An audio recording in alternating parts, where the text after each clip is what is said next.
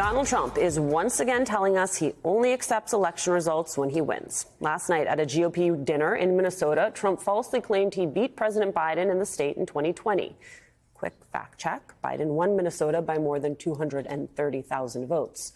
Trump's Midwest campaign stop came on an off day from his 2016 election interference trial in New York.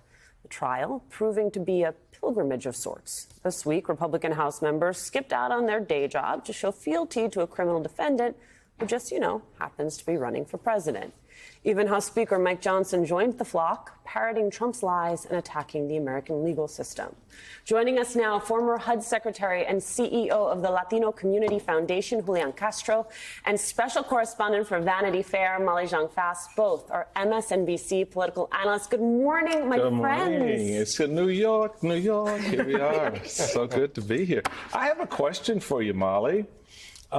So after this week of shenanigans by Republicans coming up, on the train and, spending time with dear leader, what was your takeaway when you juxtapose that from the drama outside the courtroom with the drama inside the courtroom and the politics that the Republicans were trying to spin about Donald Trump sitting there with Michael Cohen nailing the case? You have Republicans saying, well, ignore all of that because the reality of it is the election was stolen and Donald Trump is being unfairly maligned and now charged. How should we be reading this week as this case winds down and the ramping up by Republicans? So my favorite thing about what happened this week was you had elected Republicans, including the Speaker of the House of Representatives, right? The number two, theoretically, presidential, in presidential succession, delivering speeches to get around the gag order that Donald Trump was, right? So Donald Trump has this gag order. He can still malign the judge and he can still malign the DA, but he can't malign their families, right? That's what the gag order says. It's not some crazy gag order, but he is so desperate to get around it that he brought down elected Republicans to do that to his criminal case, which is him testifying. And by the way, a lot of the case this week was him and an adult film star sort of arguing about whether they had a sexual encounter. Well, his third wife was recovering from birthing his fifth child. So I'm sorry, the party of morals and values, law and order, what is happening? Simone. I wrote about this for MSNBC.com this week. Well, it was two things, but for MSNBC Daily. But I just, it is a grotesque unraveling, I feel like, of our separation of powers. It is literally like as many middle fingers as you can find to the founding fathers, because what we saw, in my opinion, and Secretary Castro, I'm very interested in what you think, but the Speaker of the House of Representatives standing, to be clear, this trial wouldn't even be happening if Congress had not exercised their duty as an independent body to hold the executive accountable, right? Because Michael Cohen went before Congress, not because the president asked him to, but because Congress said we got to do our job. I digress. This is not politics as usual. This isn't business as usual. This should be, as Cornell Belcher put it, like this is a moment. This is an unraveling of our separation of powers, like right before our eyes. The Speaker of the House debasing himself, bending the knee. You know what happened when Ned Stark bent the knee? He got his head chopped off anyway.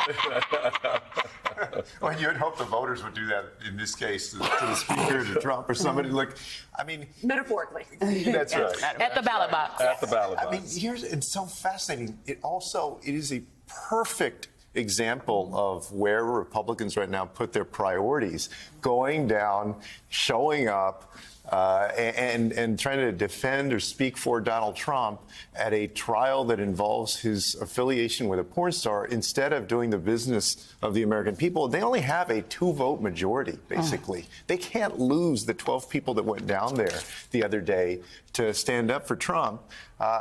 And so basically what they're telling the American people is we don't really care about doing the business that you sent us here for. What we care about are being mouthpieces for Donald Trump. And yeah, I spent some time in politics, and Michael, you did too. Yeah, you only do that when you think you're going to get political gain somehow out of it. Some of them are there because they think they're going to be Trump's VP. Others are there because they're deathly afraid of the base that he commands, and they don't want to get a primary challenge. Whatever the reason is, they're not there because they honestly want to do the work of the American people. They don't care about that. Maybe people think we're making it up. In case you missed it, please let's hear these members of Congress defending the former president of the United States outside the courthouse. Please, let's play it. We're here of our own volition because there are things we can say that President Trump is unjustly not allowed to say. This is a corrupt judge. These are corrupted witnesses. This is a corrupt prosecution. We're seeing today what lengths the Democrat Party will go to try to rig or steal another election. They tried to do it in 2020.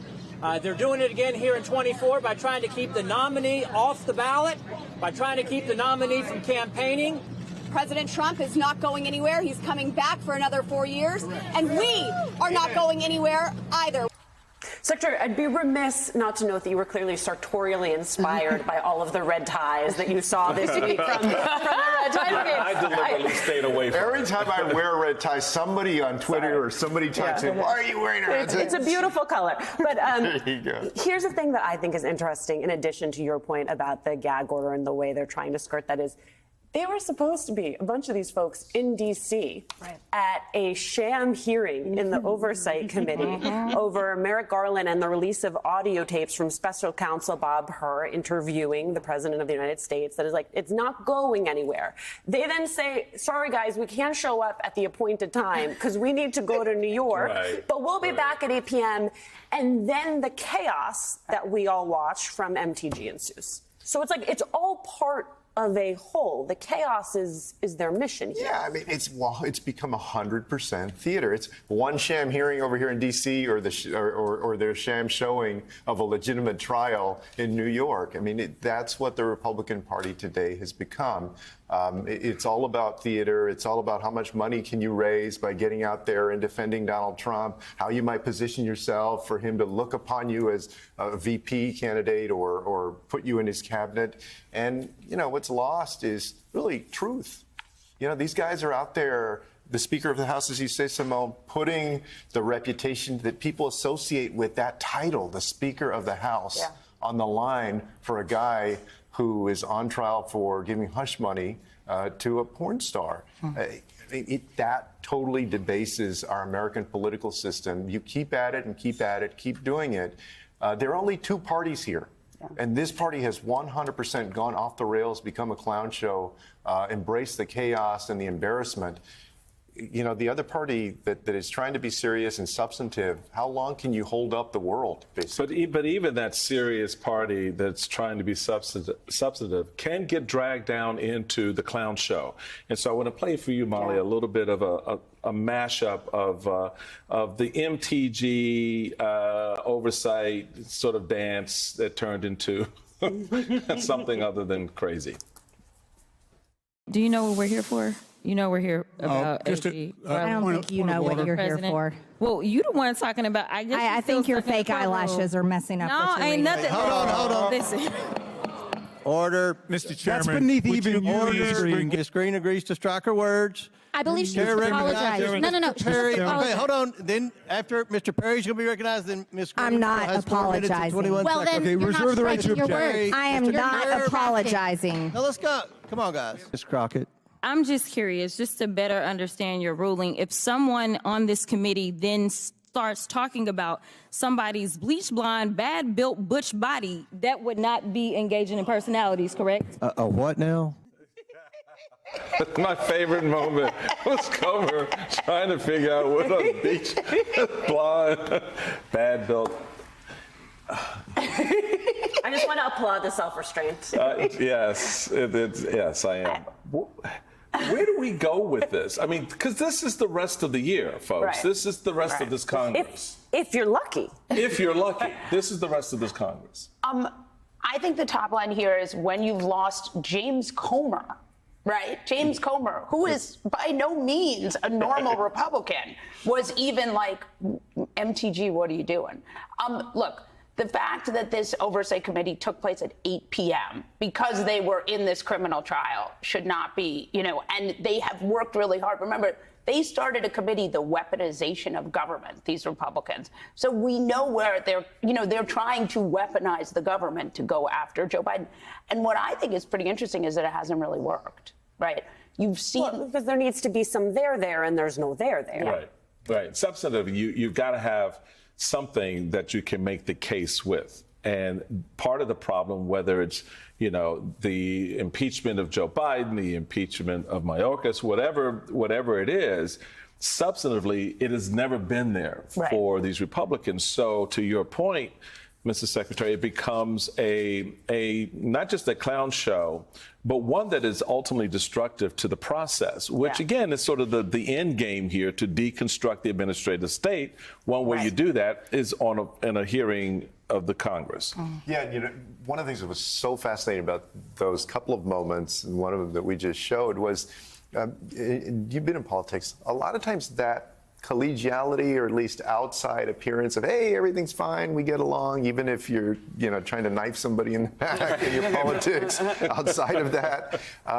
This is another sign of the breakdown of our political system and process, that you have these folks now more outwardly, openly going at each other like that. Yeah. This is the kind of stuff that even so you see in other countries, you're like, oh, what in the world is going on over there?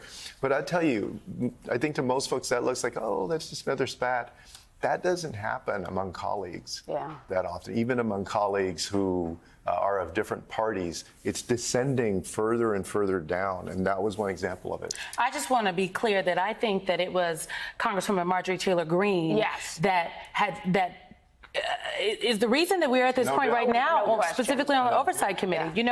James Comer has allowed this to happen. No one popped her back and said, we are not doing this here. Not one senior Republican on that committee. And so I think that I wouldn't have responded the way that the Democratic members responded. A very powerful, would-be powerful white man told me to shut up on national television once. And I decided to make that title my book, okay? But I had to respond in a way that allowed me to keep my job. But I applaud the members for defending themselves. I wouldn't have defended myself that way, but that's neither here nor there. But she is the reason that it is like this. And now the genie's out of the bottle. The Republicans are like, oh, they're calling up the chairman on silently, like, don't use my name, but we're tired of it. Okay, well, you need to do something about your issue. Yeah, they do. And that's an excellent point to make, is that when that started, from the moment Marjorie Taylor Greene began to, execute the clown part of the show, the members of that committee, if you notice, that was not a Republican at that dais that said anything. They all just kind of sat back away from it. And that tells you everything you need to know about where the GOP, in my view, is right now.